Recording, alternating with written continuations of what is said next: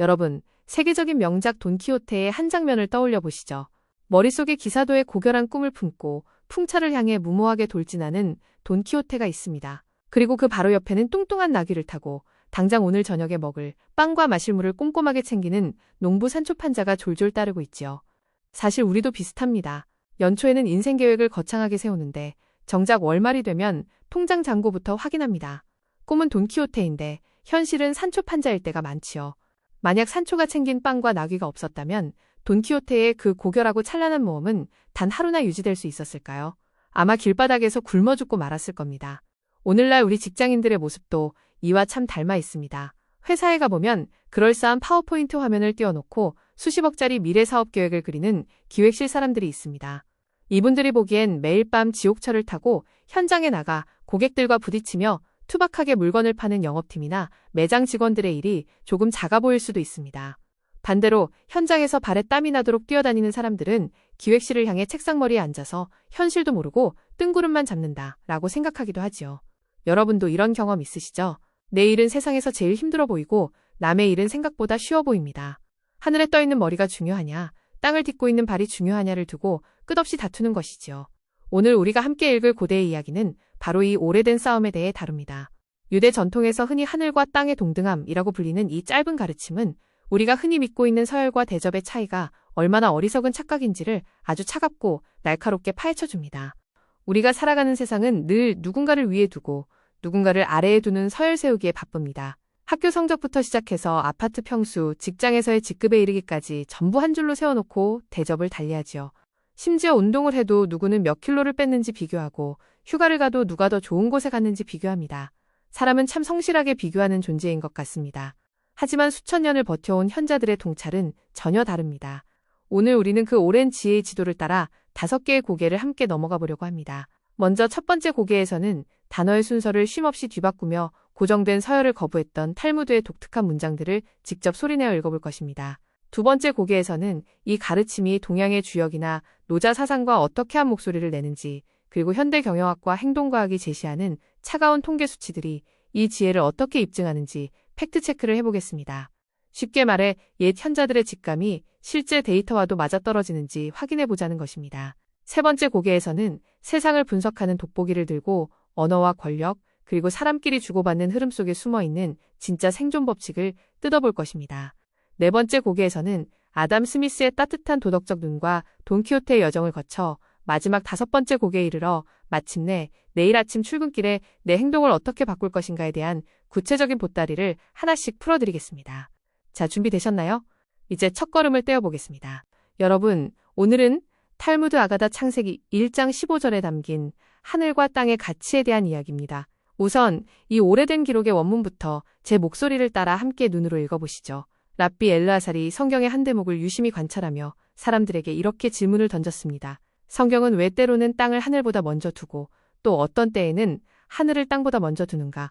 그리고 스스로 이렇게 대답을 합니다. 이는 그 둘이 완전히 동등한 가치임을 가르치기 위함이다. 여러분, 아주 짤막하고 뼈대만 남은 문장이지요. 고대의 종교적 기록치고는 참 덤덤하고 차분하게 쓰여 있습니다. 그런데 이상하게도 사람을 오래 붙잡는 말은 종종 이렇게 짧습니다. 회의에서도 10장짜리 보고서보다 한 줄의 핵심 문장이 더 기억에 남을 때가 있지요. 하지만 이 짧은 질문과 대답 속에는 당대의 사람들이 당연하게 받아들이던 거대한 생각의 틀을 송두리째 뒤흔드는 통찰이 숨겨져 있습니다. 랍비 엘르아살은 성경 구절을 그냥 대충 훑어 읽지 않았습니다. 아주 예리한 돋보기를 들이대고 글자들의 배열 순서를 하나하나 파헤친 끝에 고정된 순서가 없이 자꾸만 자리가 바뀌는 독특한 문법적 흐름을 발견해낸 것입니다. 마치 대부분의 사람들이 그냥 지나치는 부분에서 질문을 던진 셈이죠. 이 발견이 무엇을 뜻하는지 다음 장에서 좀 더 자세히 뜯어보겠습니다. 이제 글자 그대로의 뜻을 함께 살펴보겠습니다. 고대 세계에서는 하늘과 땅의 서열이 아주 명확했습니다. 눈을 들어 쳐다보는 저 파란 하늘은 늘 거룩하고 고귀하며 영원한 신의 영역이었고, 매일 발로 밟고 진흙 묻히는 이 척박한 땅은 유한하고 비천하며 가치 없는 물질의 영역으로 대접받았습니다. 동서양을 막론하고 위에 있는 것은 지배하는 자요, 아래에 있는 것은 지배를 받는 것이 자연의 이치라고 믿었지요. 사실 오늘날도 크게 다르지 않습니다. 사람들은 더 높은 자리, 더 높은 직급, 더 높은 층을 좋아합니다. 높다는 말에는 묘하게 특별한 힘이 있습니다. 그런데 성경의 첫머리인 창세기 1장 1절을 보면 태초에 하나님이 천지, 즉 하늘과 땅을 창조하셨다 라며 하늘이 먼저 나옵니다. 하지만 바로 뒷장인 창세기 2장 4절로 가면 여호와 하나님이 땅과 하늘을 만드시던 날에 라며 슬그머니 땅이 앞자리를 차지합니다. 순서가 제멋대로 뒤바뀌는 것입니다. 고대 현자들은 이 순서의 뒤바뀌니 단순한 글쓰기 실수가 아니라고 보았습니다. 전통적인 유대 사회는 이 흐름을 두고 매일 골방에 앉아 경전을 읽고 기도하는 영적이고 정신적인 삶과 시장 골목에서 땀 흘려 장사하고 가축을 기르는 육체적이고 현실적인 노동의 가치가 신의 눈에는 1g의 오차도 없이 똑같은 무게를 지닌다는 뜻으로 엄숙하게 가르쳤습니다. 공부가 고귀하다고 해서 농사를 천대하지 말고 먹고 사는 생존의 고단함에 매몰되어 영혼의 성장을 놓치지도 말라는 아주 팽팽하고 치열한 일상의 중심 잡기 윤리였던 셈입니다. 이제 랍비들의 비유와 그 이면에 숨겨진 진짜 뼈대를 한 껍질 더 벗겨서 음미해 보겠습니다.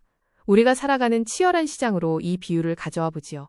여기서 하늘은 눈에 당장 보이지 않지만 방향을 제시하는 원대한 비전이나 사업계획서 혹은 투자하는 자본의 힘을 가리킵니다. 반대로 땅은 오늘 당장 손에 흙을 묻혀가며 물건을 포장하고 공장 기계를 돌리고 고객의 무리한 요구를 묵묵히 받아내야 하는 진흙탕 같은 실행의 영역입니다. 우리는 흔히 하늘에 있는 기획실이 사업의 지휘관이고 땅에서 구르는 현장 직원들은 그저 지시를 따르는 병사에 불과하다고 은연중에 서열을 나눕니다. 사실 회의실에 있는 사람은 현장이 힘들어 보이고 현장에 있는 사람은 회의실이 편해 보일 때가 많습니다. 그러나 세상이 진짜로 돌아가는 방식을 보십시오. 하늘에서 아무리 기름진 단비가 쏟아져 내려도 밑바닥에서 그 물을 단단히 받아내고 씨앗을 품어줄 흙과 땅이 없으면 비는 그저 홍수가 되어 흘러가 버리거나 메마른 바위 위에서 증발할 뿐입니다. 반대로 땅이 아무리 넓고 비옥해도 하늘이 햇빛과 비를 제때 내려주지 않으면 잡초조차 자라지 못하지요. 결국 사업이 살아 움직이고 통장에 이익이라는 열매가 맺히려면 이 두 영역의 힘이 어느 한쪽으로 치우치지 않고 정확히 1대1의 힘으로 맞부딪히고 섞여야만 합니다.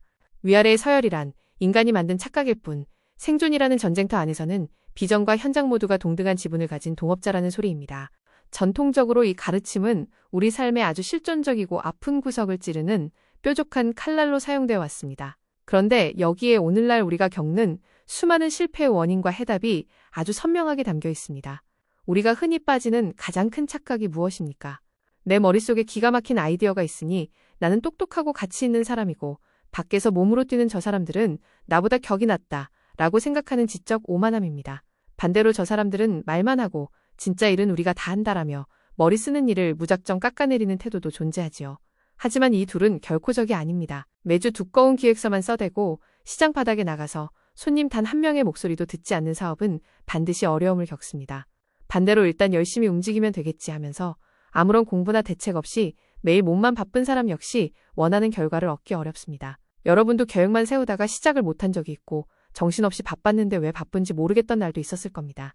성경 구절에서 하늘과 땅의 순서가 수시로 앞뒤로 바뀌는 것처럼 우리의 하루도 끊임없이 교차해야 합니다.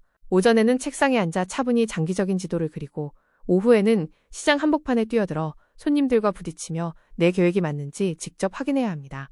머리로 세운 하늘의 계획을 발바닥에 진흙을 묻혀가며 스스로 증명해내는 이 단단한 자기 조율 능력을 갖춘 사람만이 이 치열한 시장에서 소중한 밥벌이를 지켜내고 단단한 결과를 만들어낼 수 있습니다. 놀랍게도 고대 유대 랍비들이 깨달았던 이 이치는 동양의 오랜 가르침과도 아주 똑같이 맞닿아 있습니다. 먼저 동양 최고의 지혜서라 불리는 왁주역의세 태괴를 보면 천지교태라는 말이 나옵니다. 하늘의 기운은 스스로를 낮추어 아래로 내려오고 땅의 기운은 몸을 일으켜 위로 올라가 서로 부드럽게 섞이는 것이 태평함이니 위아래가 서로 통하고 마음이 하나가 된다라는 뜻입니다. 이것을 머릿속으로 한번 그려보십시오. 뜨겁게 끓고 있는 가마솥을 보면 밑바닥에서 끓어오른 수증기는 위로 올라가 뚜껑에 닿고 차가워진 물방울은 다시 바닥으로 내려와 섞입니다. 이렇게 끊임없이 위아래가 제자리를 바꾸며 뒤섞여야 솥 안의 음식이 맛있게 익는 법입니다. 회사도 마찬가지입니다. 위에서는 지시만 하고 아래에서는 불평만 하면 결국 아무것도 익지 않습니다. 위아래가 꽉 막혀 섞이지 않는 조직은 결국 썩거나 터지고 맙니다. 또한 원노자 도덕경 제2장에는 고하상경이라는 뼈 때리는 문장이 나옵니다. 높음과 낮음은 서로 기대어 제 모습을 이룬다 라는 뜻이지요. 높은 곳에 있는 기획실의 원대한 비전은 현장에서 발로 뛰며 땀 흘려 일하는 실무자들의 수고가 없으면 애초에 존재할 수조차 없습니다. 결국 중동의 랍비들과 동양의 철학자들이 가리키는 방향은 단 하나입니다. 겉보기에는 위아래에 서열이 있는 것처럼 보이지만 실제로 생존을 위해 돌아가는 세상 속에서는 이 둘이 동등하게 어깨동무를 해야만 진정한 평화와 넉넉한 결실을 얻을 수 있다는 인류 보편의 진리입니다. 어떤 분들은 그건 옛날 현자들이나 하던 고상한 소리 아니냐라고 하실지도 모르겠습니다. 사실 우리도 좋은 말을 들으면 그래서 현실에서는 되느냐부터 묻게 됩니다. 하지만 현대의 차가운 데이터와 경영과학은 이 가르침이 단순한 도덕 교과서가 아니라 오늘날 기업들이 살아남기 위한 가장 강력한 생존 공식임을 수학적으로 증명해 줍니다. 세계적인 경영학자 에이미 에드먼드슨 교수의 연구를 보면 이른바 심리적 안정감이 높은 조직이 훨씬 더 뛰어난 성과를 냅니다. 쉽게 말해 현장의 가장 말단 직원이 겪은 문제와 실수가 위아래 직급의 눈치를 보지 않고 경영진에게 즉시 보고되는 수평적인 조직은 그렇지 않은 조직에 비해 큰 사고를 미리 막아내는 비율이 무려 40%나 더 높았습니다. 또한 힌즈와 키슬러 교수의 연구에서는 위아래의 서열을 따지는 결제 라인을 지나치게 거치지 않고 실무부서와 기획부서가 마치 친구처럼 5대5로 자유롭게 정보를 주고받는 팀이 급격한 시장 변화 속에서 프로젝트를 성공시킬 확률이 30% 이상 높은 것으로 나타났습니다. 쉽게 말하면 현장은 답답하고 위는 답답한 줄도 모르는 조직보다 서로 자주 이야기하는 조직이 훨씬 강하다는 뜻입니다. 결국 수천 년 전 랍비들이 성경의 글자 순서를 뒤바꾸며 보여주었던 수평적 동등함은 뜬구름 잡는 이야기가 아니라 오늘날 거친 시장에서 회사를 살리고 내 밥줄을 지키기 위한 아주 정확한 과학적 데이터였던 것입니다. 오늘의 이 오래된 이야기를 현대학자들이 사용하는 돋보기를 들고 더 깊숙이 파헤쳐 보겠습니다. 먼저 우리가 사용하는 말의 짜임새부터 살펴보시죠. 우리는 흔히 먼저 나오는 것이 나중에 나오는 것보다 더 중요하고 위대하다고 생각합니다. 달리기 시합에서도 1등이 금메달을 따고 회사 조직도에서도 사장님이 맨 위에 이름이 올라가니까요. 사실 사람은 순서를 보면 본능적으로 서열부터 떠올립니다. 엘리베이터를 타도 버튼을 누르며 괜히 높은 층이 더 대단해 보일 때가 있지요. 하지만 랍비들은 성경 구절에서 하늘과 땅의 순서가 수시로 앞뒤로 바뀌는 것을 보고 무릎을 탁 쳤습니다. 아, 먼저 씌었다고 해서 더 귀하고 나중에 씌었다고 해서 비천한 것이 아니구나. 이것을 우리 일상에 대입해보면 아주 큰 깨달음을 얻게 됩니다. 제품을 만드는 공장의 생산 라인을 생각해 보십시오. 기획서에 먼저 결제 도장을 찍는 결제판이 있고 나중에 물건을 포장하는 작업복이 있습니다. 이 순서의 앞뒤를 보고 기획이 더 우월하고 포장은 하찮다라고 서열을 매기는 순간 조직은 삐걱거리기 시작합니다. 순서의 차이는 그저 일의 흐름일 뿐 생존을 위한 가치사슬 안에서는 둘 다 똑같이 소중한 톱니바퀴라는 뜻입니다. 두 번째로 이 가르침이 기록되던 역사적 배경 속에 숨겨진 진짜 권력의 밀고 당기기를 살펴보겠습니다. 당시 유대인들은 거대한 로마 제국의 말발굽 아래 짓밟히며 살고 있었습니다. 로마 황제는 스스로를 저 높은 하늘과 같은 절대 권력이라 불렀고 식민지 민중들은 발밑에 흙먼지처럼 비천한 땅의 처지였습니다. 그런데 고대의 현자들은 성경 구절을 읽으며 하늘과 땅이 완전히 똑같은 무게를 지녔다라고 과감하게 선언한 것입니다. 이건 생각보다 대담한 발상이었습니다. 세상이 중요하다고 말하는 것과 진짜 중요한 것이 반드시 같은 것은 아니라는 뜻이니까요. 겉으로 보기에는 온 세상을 쥔 거대한 대기업의 자본이 골목 상권의 작은 가게들을 마음대로 쥐락펴락하는 것처럼 보입니다. 하지만 진짜 속사정은 전혀 다릅니다. 아무리 거대한 대기업이라도 매일 골목길에서 짜장면을 배달하고 편의점에서 컵라면을 사는 서민들의 푼돈이 모이지 않으면 순식간에 말라 죽고 맙니다. 저 하늘에 떠있는 먹구름의 화려함에 너무 압도될 필요는 없습니다. 세상을 지탱하고 움직이는 진짜 힘은 발밑에 깔려있는 평범한 사람들의 끈질긴 풀뿌리 경제력에서 나옵니다. 이 동등한 가치의 저울을 이해하는 자만이 험난한 시장에서 진짜 주인이 누구인지 꿰뚫어 볼 수 있습니다. 마지막으로 왜 굳이 하늘과 땅이라는 정반대의 공간을 한 문장 안에 꼭 붙여놓았는지 그 문학적인 쓰임새를 들여다보겠습니다. 우리가 살아가는 치열한 시장에서는 강한 쪽이 약한 쪽보다 유리한 것이 당연하다고 생각하기 쉽습니다. 사장님이 이익을 다 가져가고 직원들은 참고 버티거나 원가를 아끼기 위해 협력업체를 압박하는 것이 영리한 경영처럼 보일 때도 있지요. 하지만 고대의 지혜는 이를 매섭게 경고합니다. 하늘과 땅을 쇠사슬로 묶어놓은 것처럼 사장과 직원, 대기업과 협력업체는 공동 운명체입니다. 하늘이 욕심을 부려 땅의 수분을 다 말려버리면 결국 사막이 되어 비를 내려봐야 아무 쓸모가 없어집니다. 반대로 땅이 비를 받기만 하고 싹을 틔우지 않으면 하늘도 무용지물이 되지요. 인간관계도 그렇습니다. 한 사람만 계속 양보하고 한 사람만 계속 가져가면 오래가기 어렵습니다. 어느 한쪽만 배불리 먹고 다른 쪽을 굶기는 독식은 결국 다 같이 무너지는 지름길입니다. 서로가 똑같은 절반의 지분을 가진 동업자임을 인정하고 함께 어깨동무를 할 때 비로소 이 모진 풍파 속에서 우리 모두의 소중한 밥그릇을 온전히 지켜낼 수 있습니다. 이제 서양의 위대한 생각의 뼈대들을 소환하여 오늘 우리의 탈무드 이야기와 나란히 놓아보겠습니다. 경제학의 아버지라 불리는 아담 스미스는 그의 대표작 도덕감정론에서 아주 깊은 질문을 던졌습니다. 모든 인간이 자기 이익만 쫓아 이기적으로 사는데 어떻게 사회가 망하지 않고 굴러갈까? 사실 이 질문은 오늘날 직장과 가정에서도 그대로 이어집니다. 저 사람도 자기 생각만 하고 나도 내 사정이 있는데 어떻게 함께 살아갈 수 있을까 하는 고민 말입니다. 그가 찾아낸 답은 우리 마음속에 있는 공평한 관찰자라는 보이지 않는 저울이었습니다. 쉽게 말해 내 주머니를 채우고 싶은 이기적인 욕심과 이웃의 아픔에 공감하며 올바르게 살고 싶은 양심을 위아래로 나누지 않고 마음속 저울 위에 똑같은 무게로 올려놓고 저울질한다는 뜻입니다. 실제로 현대 행동경제학의 아주 유명한 최후 통첩 게임 실험을 보면 사람들은 상대방이 너무 불공평하게 돈을 나누겠다고 제안하면 내 손에 쥐어질 공짜 돈을 포기하면서까지 그 제안을 거절합니다. 재미있는 점은 사람들은 돈을 좋아하면서도 공정함도 동시에 좋아한다는 것입니다. 단순히 이득만 좇는 존재가 아니라 내 안에서 욕망과 양심이 치열하게 1대1로 힘겨루기를 하고 있음을 보여주는 아주 확실한 과학적 증거입니다. 이 마음속 저울의 0점을 늘 똑바르게 맞추고 사는 사람이야말로 시장의 유혹에 휘둘리지 않고 단단하게 자기 삶을 지켜내는 진짜 현명한 사람입니다. 다시 처음 이야기했던 돈키호테와 산초 판자의 삐걱거리는 동행으로 돌아와 보겠습니다. 세르반테스가 쓴 이 눈물겨운 이야기 속에는 우리의 인생이 고스란히 담겨 있습니다. 슬라이드의 왼쪽을 보시면 기사도라는 찬란하지만 눈에 보이지 않는 꿈에 취한 돈키호테가 있습니다. 그리고 그 옆에는 당장 오늘 밤 채울 자루 속의 빵이 더 중요한 산초가 서 있습니다. 이 둘은 여정 내내 사사건건 어긋나고 부딪힙니다. 사실 우리도 그렇습니다. 월요일 아침에는 돈키호테처럼 큰 꿈을 이야기하다가도 월말이 되면 산초처럼 카드값부터 계산하게 되지요. 하지만 이야기를 끝까지 읽어보면 아주 기묘한 일이 일어납니다. 평생 하늘만 보던 돈키호테는 온몸이 부서지는 아픔을 겪으며 땅의 고단함을 배우고 평생 밥그릇만 보던 산초는 주인 곁에서 의리와 신이라는 눈에 보이지 않는 하늘의 가치를 가슴에 품게 됩니다. 결국 슬라이드 우측의 결론이 말해주듯 돈키호테의 그 빛나는 비전도 산초가 챙긴 당나귀의 튼튼한 다리가 없었다면 단 1m도 나아가지 못했을 것입니다. 혹시 여러분은 지금 먹고 살기 힘들다라는 핑계로 마음속의 소중한 꿈을 너무 오래 미뤄두고 있지는 않습니까? 반대로 내 비전이 더 위대하다 라며 내 곁에서 매일 구슬땀을 흘리는 동료들의 수고를 당연하게 여기진 않습니까? 내 안에 돈키호테와 산초를 동등하게 한 차에 태우고 가야만 우리는 인생이라는 이 긴 여정을 무사히 마칠 수 있습니다.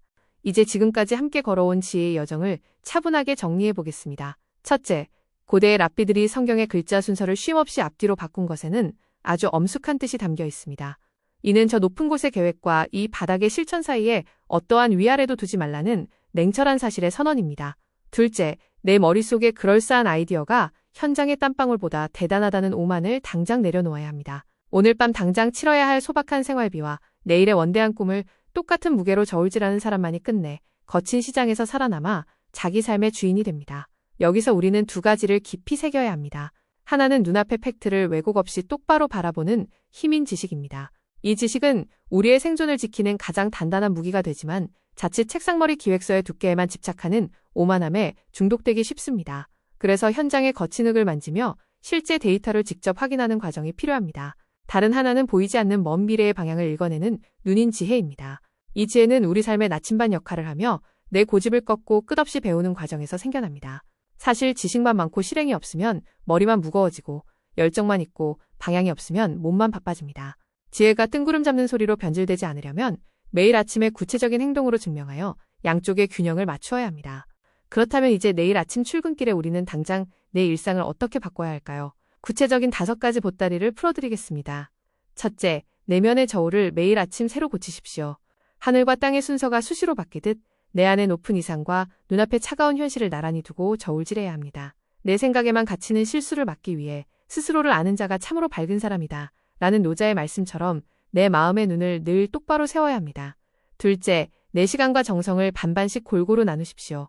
머리로 계획을 짜는 시간만큼 시장에서 손님들을 만나고 거친 실무를 겪는 일에 정확히 5대5로 에너지를 배분해야 합니다. 악과 행동은 결국 하나로 합쳐져야 한다 라는 지행아빌의 교훈처럼 행동하는 반걸음이 말 한마디보다 100배 낫습니다.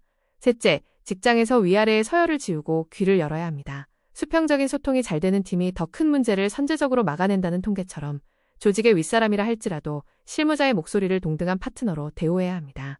사실 회의실에서는 가장 직급이 낮은 사람의 한마디가 가장 중요한 경우도 적지 않습니다. 두 사람이 마음을 합하면 쇠도 자른다 라는 말처럼 수평으로 이어진 힘은 그 어떤 장벽도 허물어뜨립니다. 넷째, 가정을 지탱하는 보이지 않는 수고를 가장 극진히 대접하십시오. 밖에서 돈을 벌어오는 일이나 집안에서 설거지하고 아이를 돌보는 노동은 똑같은 무게를 가집니다. 우리는 가족이 해주는 일을 너무 익숙해서 잊고 살 때가 많습니다. 하버드 대학의 80년 장기 통계가 증명하듯 집안일을 공평하게 존중하는 부부가 훨씬 더 행복하게 오래 삽니다. 가정을 먼저 가지런히 한 뒤에야 세상의 큰 뜻을 펼칠 수 있다. 라는 옛말은 뼈아픈 진실입니다. 다섯째, 기획을 짜는 자와 땀 흘려 일하는 현장의 몫을 공평하게 나누어야 합니다. 기획실과 현장 영업사원의 보상 격차를 줄이고 이익을 함께 나눌 때 회사는 비로소 무섭게 성장합니다. 위와 아래가 똑같은 목표를 꿈꾸며 나아갈 때 승리한다. 라는 손자병법의 전술처럼 기여도를 고르게 보상할 때 조직의 든든한 밥그릇이 완성됩니다. 여러분, 내일 아침 출근길에는 저 아득한 하늘만 쳐다보지 마십시오. 동시에 발밑에 차가운 진흙탕만 보고 한숨 쉬지도 마십시오. 두 눈은 저 먼 별을 바라보되 두 발은 단단히 발밑에 흙을 딛고 힘차게 한 걸음을 내딛는 것. 그것이 수천 년을 버텨온 현자들이 오늘 우리에게 건네는 진짜 살아있는 인생의 기술입니다. 감사합니다.